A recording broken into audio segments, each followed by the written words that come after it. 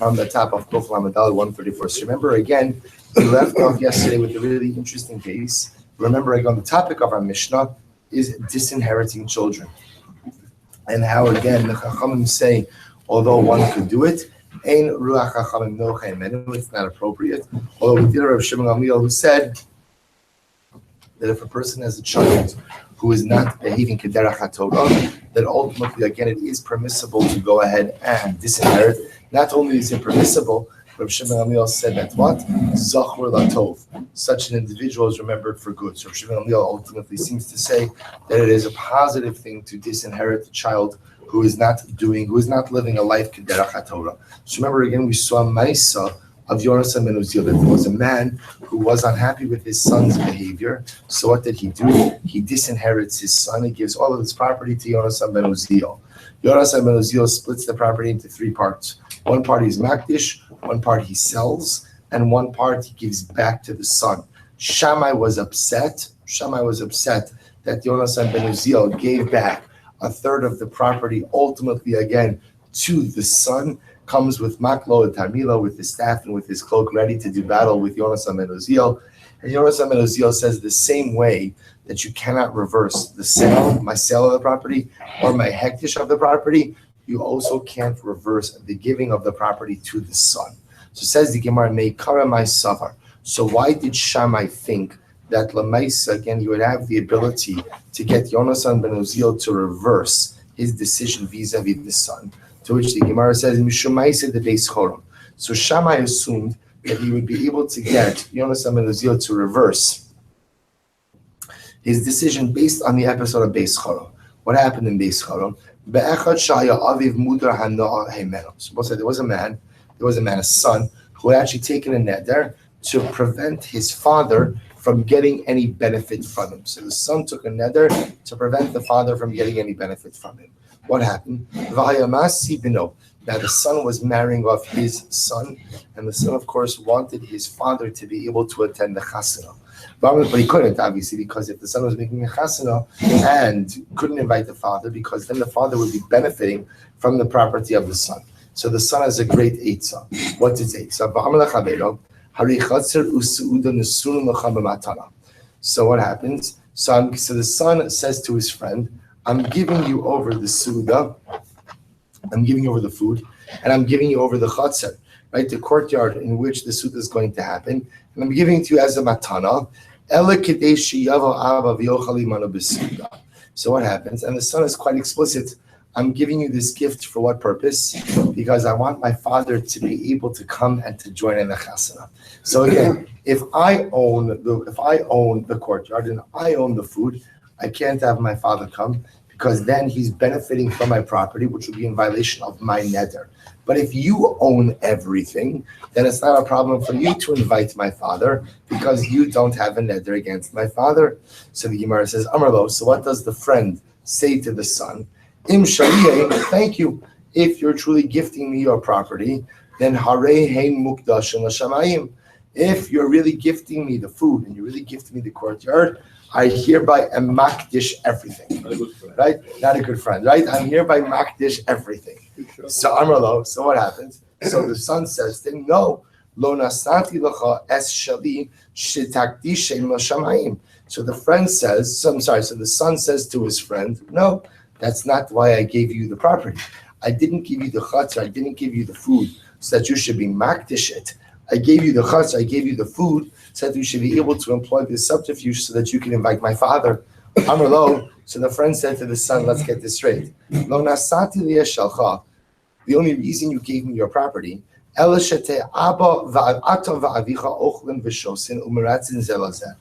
only gave me this property so that you and your father should eat, drink, and be merry, right? That you should go ahead and have a good time and enjoy each other's company. But yet, the violation for the neder should hang around my neck. And what the friend was saying is, you're just bringing me into this in order to be able to have a workaround your neder. In other words, you're bringing me into this in order that I should help you to have your father here without your direct violation of the neder. So I'm your Shabbos guy. I'm your Shabbos guy. You'll give me all of the property. I'll technically own it in order that you and your father could be here. So we'll say, so remember, look at the Rashbam for just a moment. The first wide line, the Avon Talui, Sha'yidi Shani Mekabel Matana Shalcha, Vihi Enga Matana, Nimtzisim Chotim V'nena Zemi Shalzeh, V'ka'avirasu Alo Yachel.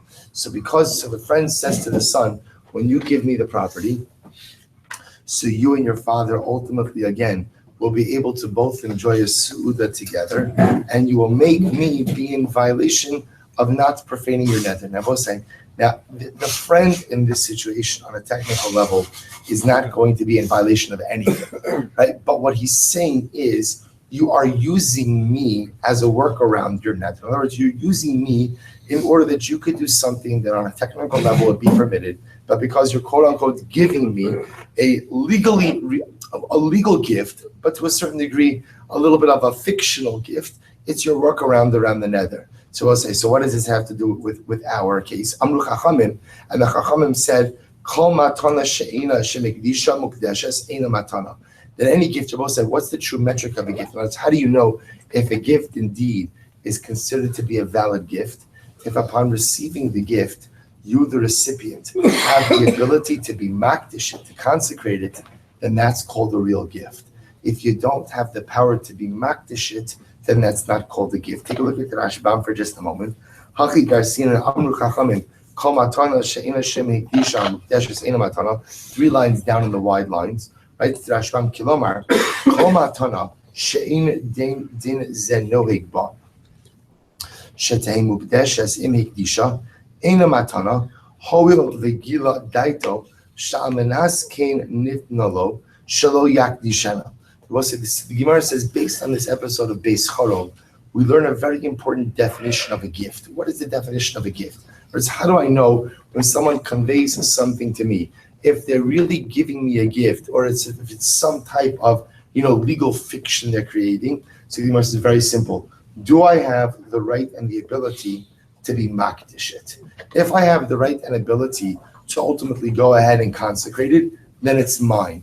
If I don't have the right and ability to consecrate it, then what? Then ultimately it is not mine. That's the fundamental shaila. So what's the ramifications on this case for us? So look at Rashbam. Rashbam says, Ulael nami gab Yahusha kasam nachasam liyonasan kevan shelo haya beno noi kishuran. So also going back to the previous case of where the man went ahead and dedicated, or she's not dedicated, but gave his property over to Yonasan ben Uziel as a gift because his son was not acting in an appropriate way. Almenas shelo yachzir lebanav nasamlo. I will say, it appears to be clear that the intent of the gift giver in that case was what? That the father was saying to Yonasan ben Uziel, I'm hereby giving you this gift, but it's almost as if there was an implicit condition. What was the implicit condition? Back to my son. Remember, again, the father's trying to disinherit the son in these circumstances. So it's almost as if there is an implicit condition. The Yonasan Savar, Kevan Distama Yoev, Havya Matana La'asos Ba Kechala Shayachba. So both sides. So what the Gemara suggests over here is that the fundamental machlokes between Shammai and Yonasan ben Uziel was in the following situation. Shammai felt that because it was circumstantially clear that the father was gifting his property to Yonasan ben Uziel, because the father was trying to disinherit the son, that there was an implicit condition in the gift that what? That the grantee, right, the person granted the gift, in this case Yonasan ben Uziel, should not convey any part of it back to the son. When Yonasan ben Uziel, on the other hand, felt that because that condition was not stated, therefore what? Yonasan ben Uziel was given a totally bona fide gift. What was the proof he was given a totally bona fide unconditional gift? Is that he had the power to what? To be makdish it. He had the power to makdish it. And once you have the power to be makdish it, that's the metric that shows it's a totally unconditional gift. And once it's an unconditional gift, then what? He even has the power to go ahead and what Rabbi say? To go ahead and return it back to the son should he choose. And Rabbi say, the halacha seems to follow Yonasan ben Uziel in this case. And in fact, Shulchan Aruch codifies this idea that the true metric of a bona fide gift is, do you have the ability to be makdish? Right? Do you have the ability ultimately to go ahead and consecrate the gift or not? If you do, that shows you have full ownership. Once you have full ownership, you can do whatever you want with it. If you don't have the ability to makdish it, then it could be, again, this is a conditional gift that is tethered ultimately by other external conditions. Okay, so we'll say, so now the Gemara brought up Yonasan ben Uziel. The Gemara talks a little bit about him. It's actually quite beautiful. Ten Rabbanan, Shmonim Talmidim Hillel Azakim. We'll say Hillel Azakim. Hillel Azakim is Hillel, his actual Hillel. Hillel had 80 students. Now both say, we're going to see, because remember, we just got finished with a discussion between Yonasan ben Uziel and Shammai. So this tells us again historically when Yonasan ben Uziel lives. So what happens? Hillel had 80 students. Hazakim.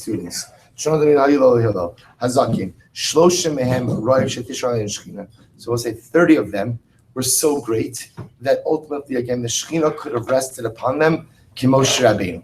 So we'll say out of the 80 students, 30 of them had the ability to be as great as Moshe. Now we'll say, the Maharsha points out over here, the lashon over here is they were fit, meaning they were ra'ui. They had the ability for the Shekhinah to rest upon them like Moshe. Did the Shekhinah rest upon them like Moshe?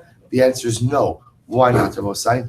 Because in order to be a Moshe Rabbeinu, and this is an incredible yesod in general in leadership, that a leader has to have certain qualities, but the leader could also only be effective if there is a constituency and a flock who wants to listen. I mean, you can have a person who's the most gifted leader, but if there's no, ein melech below am, there's no king without a nation. If the nation doesn't want to grow, if the nation is uninterested, if the nation doesn't get by, so again, the king can't actualize. So again, these individuals ultimately were could have been as great as Moshe Rabbeinu, but at the end of the day, the nation has to be fit as well. The nation's not fit, then ultimately, again, the leaders are stunted as well. That's their first 30. We'll say another 30 were as great as Yoshua, that they could have literally just like the sun stands still for Yoshua in the battle of Ai. So 30 of them could have been as great as Yoshua. Esrim Benonium. We'll say 20 of them were just average. Now you have to understand something. We'll say, so again, it's interesting exactly how to read this Gemara, meaning, are we saying that the poles are Moshe and Yoshua, right? That ultimately, again, 30 were like Moshe, 30 were like Yoshua, and 20 were in the middle. That's one possibility. Or the other possibility is no, it's like a sliding scale. 30 were like Moshe, 30 were like Yoshua, and 20 were just regular. Either way, right? Beinonim, regular in this case, halavai, we should all be as regular as this, right? Regular over here obviously means something quite spectacular. But listen to this, Ramosai. Godol Shebakulan, who was the greatest disciple of Hillel Zaken? Yonasan ben Uziel. Incredible. Can you imagine this? Yonasan ben Uziel was the greatest disciple of Hillel Zaken. But here's what's amazing. Katan Shebakulan, Rabbi Yochanan ben Zakkai. Let's say, so, who is at the bottom of the class? Who is at the bottom of the class? Who was the kid that always came back late, from recess, right? It was Rabbi Yochanan ben Zakkai. I just want to point out, just before you get to your Yonasan ben Uziel, Rabbi Yochanan ben Zakkai was. Rabbi Yochanan ben Zakkai is the man who saved Klal Yisrael in the aftermath of the destruction of the second Beis Hamikdash. Without Rabbi Yochanan ben Zakkai, one could, I really believe, make the argument that Klal Yisrael would not be here.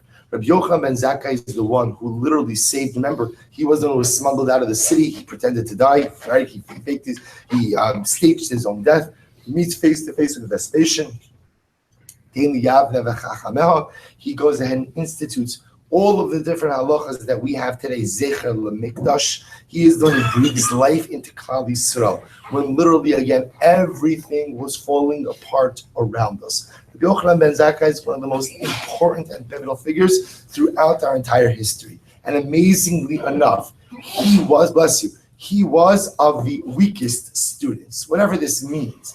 He was the katan. The most that katan in this context could mean youngest, but b'pashtus, what it means in this particular context is he was the least talented, least able, right? He was not the greatest. He was not the greatest. Incredible. Rabbi Yochanan ben Zakkai. So Rabbi Yochanan ben Zakkai, Amra, so the Gemara says, Amra Rabbi Yochanan ben Zakkai. So they say about Rabbi Yochanan ben Zakkai when speaking about his greatness. Shelo hiniach mikra u'mishnah Gemara halachos va'agadol. So we'll say there was not one pasuk, one mishnah, one Gemara. I will say it's interesting to see these definitions. If you take a look over here in the Rashbam, so where it says Gemara, it's 2, 4, 6, 7 lines down. 7 lines down from the top. So the Rashbam says Gemara, Svaras HaMishnayis Kein Shalom Mefarshin Aleim. So what's Gemara? Gemara's interpretations of the Mishnah. Halachas, Rashbam says Halacha LaMoshe Misinai. Agados, Rashbam says Midrashe Pasuk Egon Tanchuma Preishis Rabba Vayikir Rabba. So Agados literally means the Medrash, the Midrashim. Dikduke Torah, Vidikduke Sofrim. So we'll say this ultimately, Dikduke Torah means the ability to dash Sukkim. Dikduke Sofrim means different rabbinic enactments. Kalin Vechamurin. So we'll say literally lenient things, stringent things. We'll discuss what that means. Gzeros. Kalin Vechamurin. Rashi says Shadon Dan Me'atzmo. So okay, he says Kal V'chomer. We'll give a different interpretation just a little bit. Gzeros Shabbos. Tkufos, right? The intercalation of the seasons. Gimatrios, which will say so interesting that it's put in here. Gimatrios, again, there is a chachma. Ultimately, again, to gimatrios as well. Mashalos kofsin, listen to this. The parables of the launderers, right? Launderers, we'll say, launder over here is not like a metaphor, right? It literally means like the people used to launder the clothing. Any profession where you have people sitting in place in groups for large amounts of time often yields different kinds of sayings. So the launderers would spend a lot of time by the banks of the river, going ahead and washing the clothing. So that would yield some launderer's wisdom, what they call mashalos hakovsim or mashalos shu'alim, and the parables of the foxes. So again, also some type of other chachma. Look at the Rashbam. Mashalos kosim sorech kishpa limo divrei Torah kitachsev tikei mashalim harbe. So I'll say these mashalim were necessary to teach lessons. Sometimes again you have the ability to teach something through a mashal that is much more effective than just teaching something through a direct statement. Sichas sheidim. Good morning, Mr. Schoenfeld. The conversation ultimately again of the demons. So sichas sheidim, the Rashbam says. So sometimes again to get the shaidim under control and ultimately to make amulets for the purpose of refuah. Sichas the kalib. So we'll say this literally means conversations of the palm trees. What this means, that according to the Rashbam, is ultimately knowledge about nature. Knowledge about nature, sichas malachi asharis, and the conversations ultimately again of the malachim. The Rashbam says, Lashviam, ultimately again to bring the angels under control. The davar gadol, the davar katan. And it's large matters, small matters, davar gadol, ma'aseh merkava. So we'll say large matters like ma'aseh merkava, which is the nevuah of Yecheskel. The davar katan, something small, havios abaye divrava. We'll say ultimately again the questions and answers of Abaye and Rava. So we'll say, so this is all the information. I just want to point out, this was the Katan Shebekulan. This was the smallest student of Hillel HaZakim. I just want to point out, I don't think there's anything in this list that's missing. It's an all-exhaustive list of Kalatar Kula, the worldly knowledge, it's everything here. And for some reason, again, this was the Katan Shebekulan of Hillel HaZakim students. L'kayim Hashem and Rabbi Yochanan ben Zakkai was the manifestation of the pasuk La'anchil oavayish bosrosehem amalei. Literally, I will give to those who love me, or those who I love, yesh, which also means I will allow them to inherit many different worlds. V'otzrosehem amalei, and their storehouses I will fill up. Take a look at the Rashbam. La'anchil oavayish olamos v'kol kach lama. Shalom says, I will give those who I love so much. Why? Because they have chosen to fill up the storehouses of their soul with my wisdom.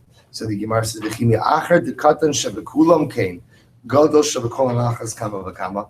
But I will say this is the description of the smallest of Rabbi Yochanan ben Zakkai, of Hillel's Talmidim. So who could imagine the greatness of the greatest of his Talmidim? Remember again, the greatest of his Talmidim was who? The greatest of his Talmidim was Yonas ben Uziel. So how are we to understand him? So the Gemara says, Amru alav al Yonas ben Uziel. He used to say about Yonas ben Uziel, Shebisha sheyoshev ba'osik b'Torah, that when Yonas ben Uziel would sit and learn, Kol of shepareach alav nisraf. Any bird that would fly overhead would be incinerated. The idea being that obviously whether it's or not, I don't know, but the idea being that when Yonas ben Uziel learned, there was such an intense connection between himself and HaKadosh Baruch Hu. There was such an intense connection between heaven and earth. There was such an ish, there was such a fire, there was such a passion that literally, again, the birds that flew overhead would be burned up by that fire. Incredible, incredible Gemara. So it says the Mishnah.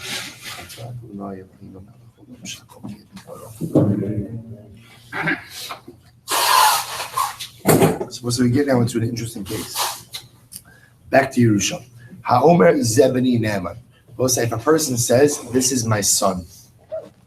And a person makes a claim, this person is my son, right? So Yaakov says, this is my son. So what's the halacha? Ne'eman. So we'll say, Yaakov is believed to say that Reuben is his son. Zachim. However, again, if Yaakov makes a statement to Moshe and he says, this is my brother, Eno Ne'eman. So we'll say, so the kiksa would be the following. Let's say Yaakov has a brother. We'll call him Esav. And what happens? Yaakov then one day says, by the way, we have another brother. His name is Avram. Esav says, I have no knowledge about this brother, and I don't accept that. I don't believe you. So we'll say, so what's the halacha? So Yaakov is not believed to introduce a new brother into the mix. Now, what does it mean? He's not believed to introduce a new brother into the mix. That should Yaakov's father Yitzchak die, then at the end of we're going to see what happens. V'yitol imo bechalko. Now, let's play this out. So there's Yaakov and Esav. One day Yaakov makes a revelation. He says, Esav, we have another brother. Esav says, I don't believe you. Then what happens? Yitzchak dies. So I'll say, so what happens? So Yitzchak dies, the father. Yaakov is obligated to split his portion of the Yerusha with the new brother Avram. But he is not, but Esav, the other brother, is not required to split any part of his Yerusha with the newfound brother Avram. For one simple reason, Esav does not believe Esav does not believe Yaakov's claim that there in fact is another brother. So we'll say, so therefore again, Yaakov, who is the brother who claims that there is another brother, is bound by that claim, and therefore he gets his part of the Yerusha, the estate that he splits with Esav. Now he's obligated to further split that with his new brother, with Avram. Esav is not bound by that statement because there's no definitive proof that indeed Avram is one of their brothers. Take a look at the Rashar for just a moment. V'yitol imo bechelko, kigon im shnayim heim, levad as-safek, if there are two brothers in addition to the Safek brothers. So remember again, there's Yaakov and Esav in addition who are definitive brothers. In addition to Avram, who's a Safek brother.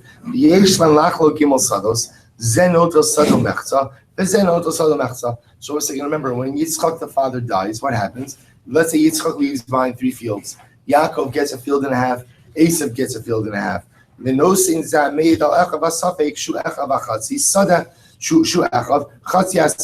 So we'll say, so what's going to happen? Yaakov, who is now claiming that what? That Avram is also their brother, has to split his Yerusha with Avram. But Esav, the other brother, has no such obligation. Back up to the Mishnah. Mace, Rabbi said, what happens? Interestingly enough, if now Avram dies, Yachsru nechasim lemikoman. So I'll say, if Avram dies, then ultimately again the property he received from his quote-unquote brother Yaakov go back to Yaakov, okay? Which makes sense of us, because remember again, it's Yaakov's Yerusha that was split with Avram. So if Avram dies, ultimately again that Yerusha goes back to Yaakov. However, naflu lo nechasim mimakom acher. But so listen to this. Let's say Avram inherits property from a different place, and then what happens? Avram dies. Yershu echav imo. Then Rabbi say both brothers, Yaakov and Esav, get to share in the Yerusha of Avram. Now, what does this mean? Take a look at the Rashbam. No, last line on the dot. Naflulo Yerusha, the Suffolk. So we'll say, let's say Yerusha falls to the Suffolk brothers. So remember again, we've got Yitzchak and Yaakov and Esav are definitely brothers. Yaakov is claiming that Avram is their brother as well. What happens? Avram inherits property during his lifetime from some other source. So it has or for that matter, again, Avram acquired property during his lifetime. Va'achshav meis, and now Avram dies. So what happens? Rabbi saying, Yershu Echav Shalmeyed. At the end of the day, both brothers, Yaakov and Esav, will inherit the property of the now deceased Avram. Why? Because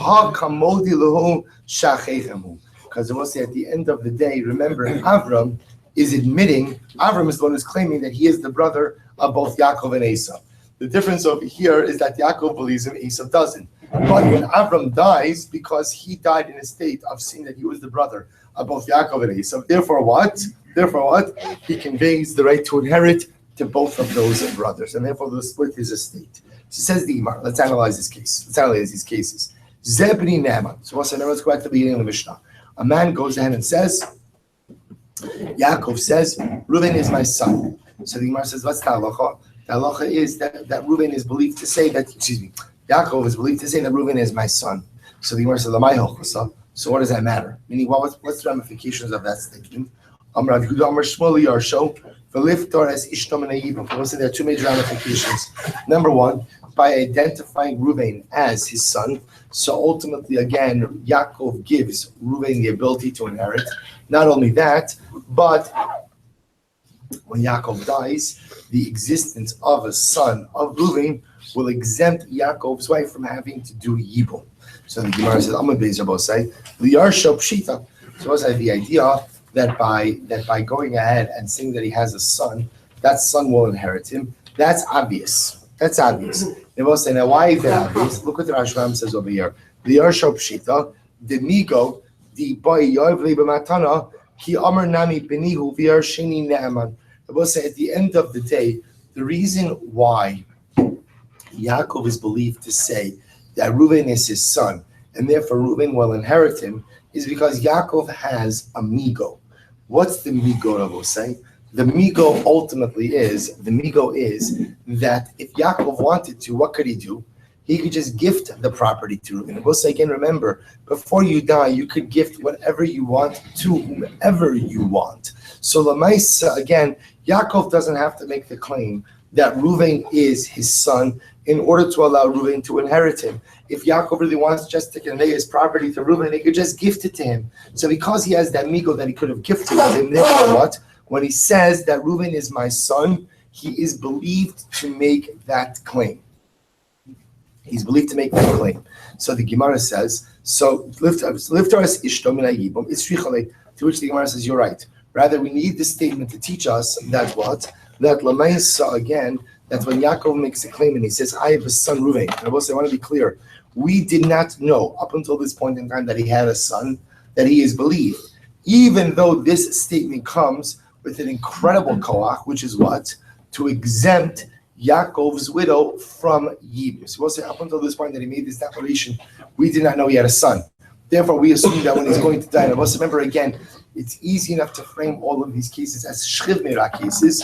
But again, up until 5 minutes ago, I was assuming that when Reuven was going to die, what was going to happen? His wife was going to have to do yibum. Now, suddenly, bombshell, I find out that that Yaakov has a son. Now, because he has a son, there's no yibum. The chiddush of us over here is that when he makes that statement, we believe him. Take a look at the Rashbam for just a moment. Lift doras ishto min hayibum tzrichalei lemas nisim lemesnei omer zebni neman the sakalait chamina lo tinasi l'shuk below chalitza. Because also the Havamim, as we're going to see, is that why should we believe Reuven now that he has a son when that's going to exempt his wife from chalitza or from yibum? Maybe we should make her do chalitza regardless. To which the Gemara says, but we learned this as well beforehand.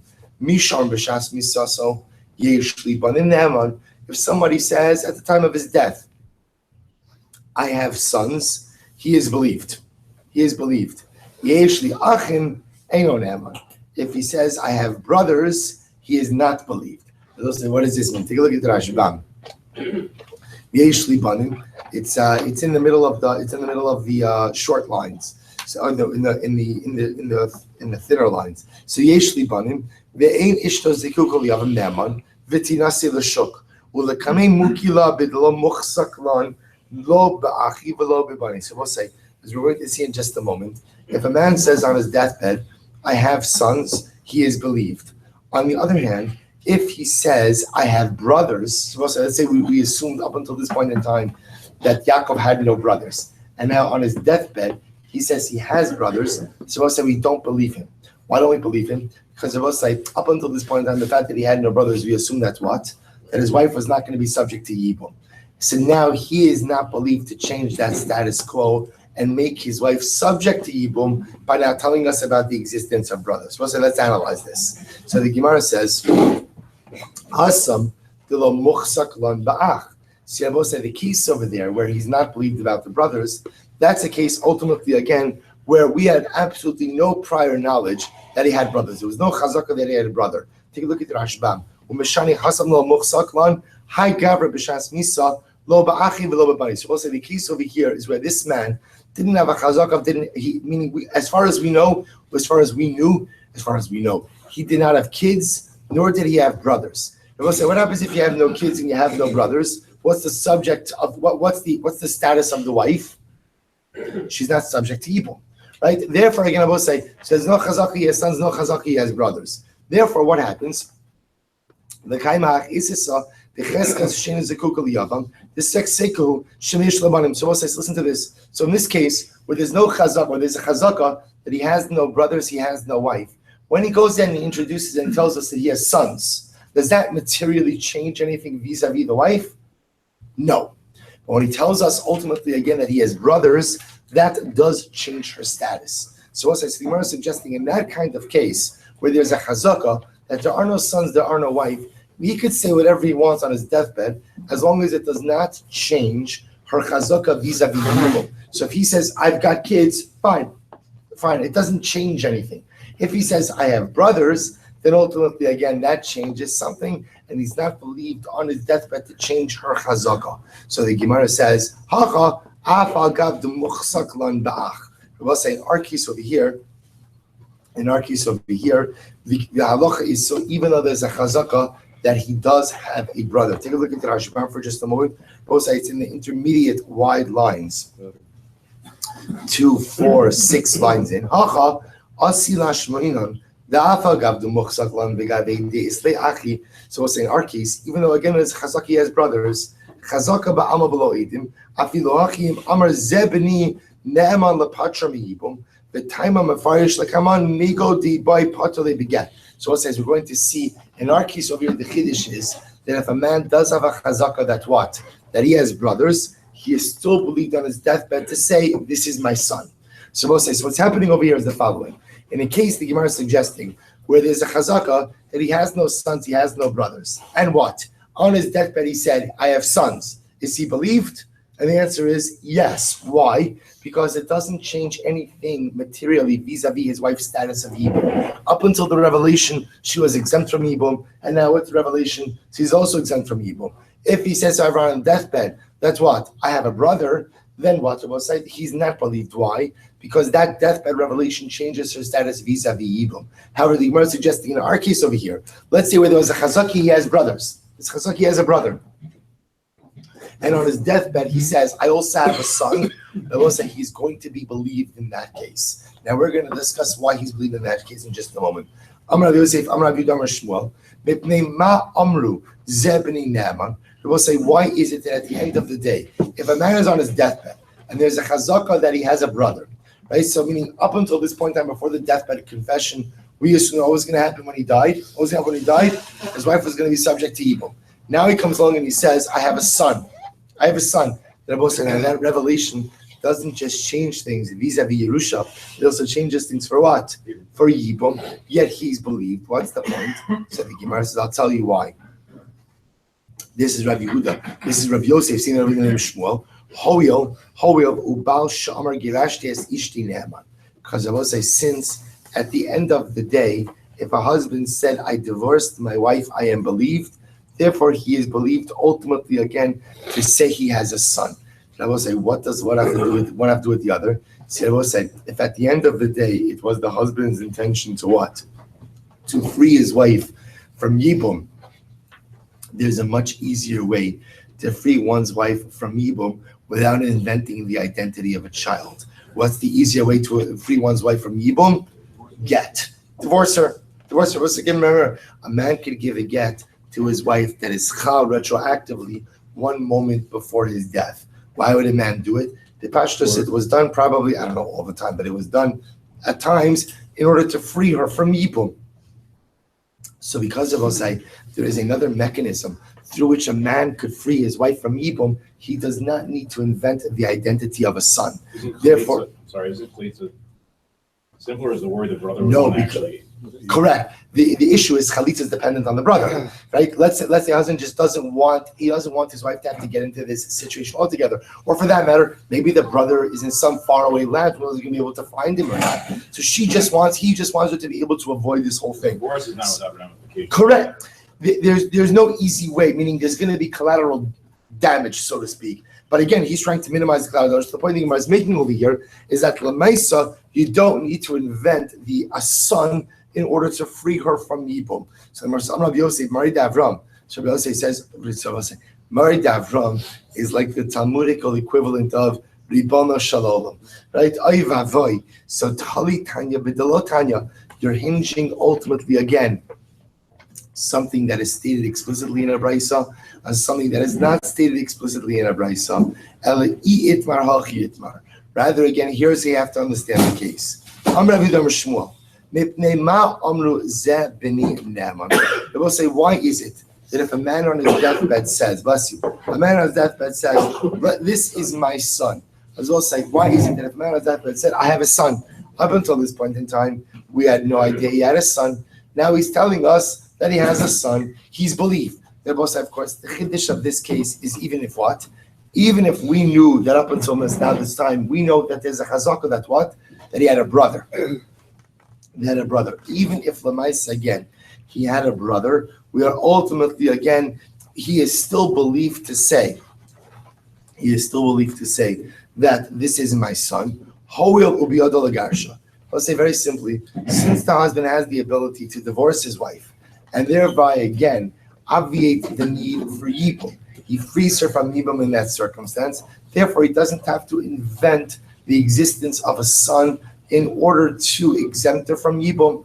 Amarav Yosef, Hashta da Amrit Amrinan Hoil. We'll say, now that we go ahead and we say that you say Hoil. So we'll say Hoil means that since a husband could have divorced his wife and therefore again freed her from the obligation of Yibum, he's also believed to say that I have a son. Now that we say that, Baal Sha'amar Garashti is Ishti. Ne'eman. It is interesting. Therefore, a husband who claims, I divorced my wife, is believed. I will say, why is he believed? Hoil ubiyado legarsha. I will say, this is an interesting migo. So ultimately, again, a husband is believed to say, I divorced my wife. Why? Because at the end of the day, he has the power to do so. Any time that you control a particular circumstance, you are believed ultimately to comment regarding that circumstance. Therefore, again, because a husband controls the ability to divorce his wife, therefore he is believed to say he divorced her. So Rav Yitzchak bar Yosef came saying to Rabbi Yochanan, if a husband comes along and says, I divorced my wife, Eino Ne'eman. Ultimately, again, he is not believed. Look at the Rashbam, Eino Ne'eman. It's kind of in the middle of the wide lines. Eino Ne'eman. Because I will say, if indeed, now remember again, this is Rav Yitzchak bar Yosef saying the name of Rabbi Yochanan, because he's not Ne'eman. Why? Because if he really had divorced her, the Rashbam says that Kala Isla Lemilsa, divorce has, people know about it. People know about divorce. So because of that, again, there should have been a call about this, Rashbam says. Hilchach La'aminan Mali L'Shakir. So we'll say, therefore, again, if there's no call, we don't believe him. So we'll say Rav Sheshes waved with his hands and he said, Azoleh Hoil Rav Yosef. It must be that the whole of Rav Yosef is just evaporated. We'll say, remember, Rav Yosef said Hoil. Hoil means since. Since a husband has the ability to divorce his wife, therefore what? He is believed when he says he has done so. Comes along Rav Yitzchak Bar Yosef and says, no, if there's no call about the divorce, then what? Then the husband is not believed regarding this. Because if indeed he had really divorced his wife, there should have been a call about this. Ini, is that so?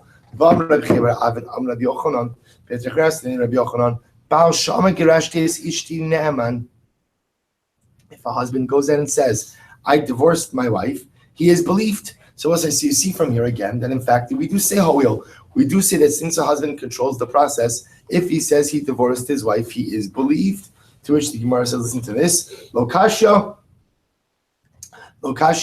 kan lamafreya, kan lahaba. I will say, interestingly enough, when do we say that a husband is believed?